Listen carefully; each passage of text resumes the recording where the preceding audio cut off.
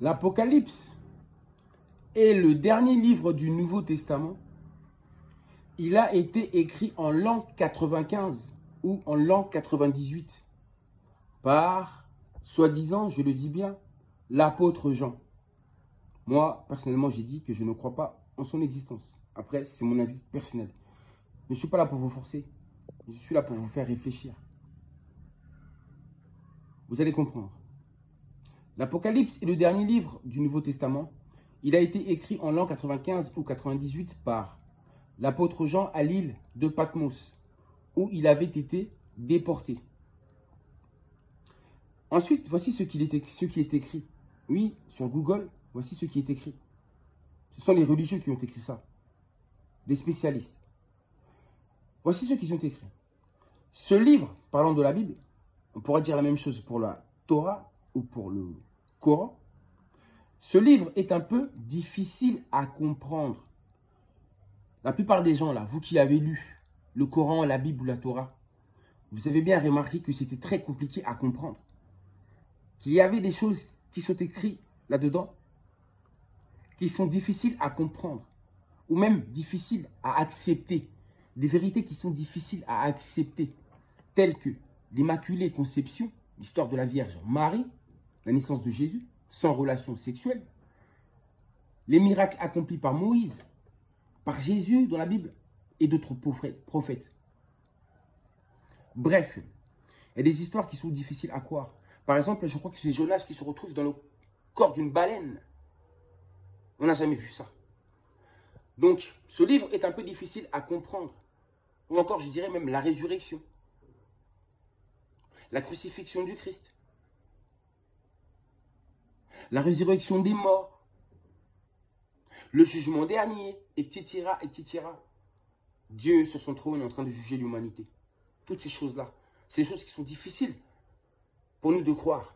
Parce que, comparé à ce que l'on voit tous les jours depuis que nous sommes nés, nous n'avons jamais vu ces choses-là devant nous. Raison pour laquelle c'est difficile pour nous de comprendre ces choses-là. On a du mal, en fin de compte, à avaler la pilule. C'est difficile à avaler ces vérités-là. Vous savez que ce que je dis, c'est la vérité. Ne soyez pas hypocrite. Juste parce que, soi-disant parce que vous êtes musulman, chrétien, catholique, protestant, etc. Et que là, je suis en train de blasphémer. Parce que j'ose réfléchir, j'ose penser au-delà de tout ce que l'on m'a dit. Parce que je recherche réellement la vérité. Parce que rechercher la vérité, je vous promets que c'est ça. Rechercher vraiment Dieu. Car Dieu est en réalité la vérité. L'infini est la vérité. Le cosmos, l'univers est la vérité. Vous avez compris ce que je veux dire par là? Donc, il est écrit ceci, je reprends. Ce livre est un peu difficile à comprendre car l'homme ne peut comprendre la totalité de Dieu. Raison pour laquelle ce livre est difficile à comprendre. Donc ça veut dire que ce livre, d'abord, a été écrit par la main des hommes. Parce que Jean, s'il a existé, c'est un homme. La Bible, ça a été écrit par des scribes, par des humains, et non pas par Dieu. Donc quand on dit la parole de Dieu, ce n'est pas la parole de Dieu, c'est la parole des hommes. Ils ont essayé tout simplement, ces hommes-là, de décrire Dieu selon leurs pensées à eux, selon leurs idées à eux, selon leur imagination à eux. Ils ont fait ça à leur sauce. Vous avez compris ou pas? Mais, c'est bien écrit, ils le disent eux-mêmes. Ce livre est un peu difficile à comprendre, car l'homme ne peut comprendre la totalité de Dieu, et le cerveau humain ne peut saisir complètement tous ces phénomènes. Donc, de ce fait, comme c'est un peu difficile à comprendre, et que l'homme ne peut pas comprendre la totalité de Dieu, donc on doit accepter toutes ces histoires-là. Vous avez compris un peu? C'est un peu une forme de manipulation. On ne peut pas comprendre la totalité de Dieu, mais eux, ils disent que c'est la totalité de Dieu qui se trouve dans leurs écrits. Que c'est la parole même de Dieu, alors que c'est écrit par les hommes. Suis-je fou quand je dis que ces livres-là sont écrits par la main des hommes? Et que ça n'a rien à voir avec Dieu? Qui a vu Dieu? Donc, et ensuite, on dit bien ceci. L'Apocalypse est le dernier livre du Nouveau Testament. Il le dernier livre du Nouveau Testament, il a été écrit en l'an 95 ou 98 par l'apôtre Jean à l'île de Patmos où il avait été déporté. Il a écrit ce livre-là, Jean. Donc, avant qu'il écrive ce livre-là, ça veut dire que la Bible n'existait pas. Et pourtant, il y avait toujours la vie sur la terre. Des hommes et des femmes vivaient. Donc, raison pour laquelle se baser sur ce livre uniquement, c'est un peu une bêtise. Parce que ceux qui ont vécu avant l'apparition de ce livre-là, ils n'avaient pas besoin de ce livre-là pour vivre, ni pour connaître qui est Dieu, qui est la source, qui est la conscience cosmique et créatrice de toutes choses. L'infini, l'espace, Nzambi, l'espace, l'étendue, l'infini, ainsi que l'éternité. Vous voyez ce que je veux dire par là? Donc, essayez de réfléchir par vous-même. Utilisez un peu votre propre cerveau. Et soyez honnête envers vous-même. Recherchez la vérité vraiment. Parce que certains sont vraiment sincères quand ils se disent être des enfants de Dieu, des représentants des enfants de Dieu.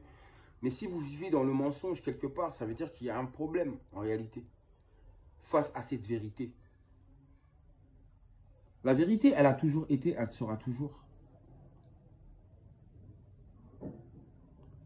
Les mensonges se terminent un jour. Mais la vérité, elle ne se terminera jamais. Elle l'est toujours. Elle est absolue. Elle est éternelle. Elle fait partie de l'infini, car c'est l'infini. La vérité, c'est Dieu. Pourquoi nous souffrons dans ce monde? Regardez bien. Parce que les gens détestent la vérité. Partout, il n'y a que des mensonges. Dans toutes les familles, dans tous les foyers, dans toutes les sociétés, dans toutes les communautés, dans tous les peuples, dans toutes les nations. Tous ceux-ci sont basés que sur le mensonge. Il n'y a pas de vérité. Et de là ne peut pas découler la justice non plus, et ainsi de suite, ainsi de suite. Ce sont des principes. Un ordre établi qu'on doit respecter pour qu'il y ait de l'harmonie. Certains vous parlent de la loi d'attraction, etc., etc. Que pour obtenir de l'argent, il faut se mettre à la fréquence de l'argent pour obtenir de l'argent. Mais arrêtez de délirer, vous ne voyez pas la souffrance qu'il y a autour de vous. Vous avez vu dans ce monde de corruption où nous vivons, vous pensez que tout le monde a la possibilité de devenir riche? Vous ne voyez pas tous les pauvres qu'il y a autour de vous? Vous voulez nous sortir de toutes ces conneries et toutes ces bêtises? Oui, la loi de l'attraction, dans ce sens-là, oui. L'humanité, vivant dans le mensonge, n'étant pas dans la vérité, ne s'attire que des malheurs et des malheurs et des malheurs et des malheurs. Moi, je ne suis là que pour la vérité. Je ne suis rien d'autre. Je suis comme vous, un homme comme vous, qui recherche seulement la vérité. Et cette vérité qui est enfouie au fond de vous, je ne fais que la réveiller. C'est tout ce que je fais. Mais je ne fais rien de plus. Je ne prétends rien. Je ne suis rien. Mais je suis seulement le représentant de la vérité, car je représente la vérité. Je parle au nom de la vérité. La vérité, n'est-ce pas, celle que vous nommez la lumière. Le mensonge, n'est-ce pas, ce que vous appelez les ténèbres. Ensuite, il nous parle... Non, à suivre pour la prochaine vidéo. Moi, j'ai beaucoup de choses à dire aujourd'hui. Prenez soin de vous et réfléchissez par vous-même. Et arrêtez de croire à n'importe quoi. Prenez ce qui est bon. Mais ce que vous trouvez qui n'est pas juste, rejetez-le. N'acceptez pas tout. Même tout ce qui vous semble être incohérent, vous acceptez quand même. On vous dit que tout est possible. Mais non, il faut que ça soit quand même conforme aux lois de la nature, aux principes de la création, quand même. À très bientôt. À suivre.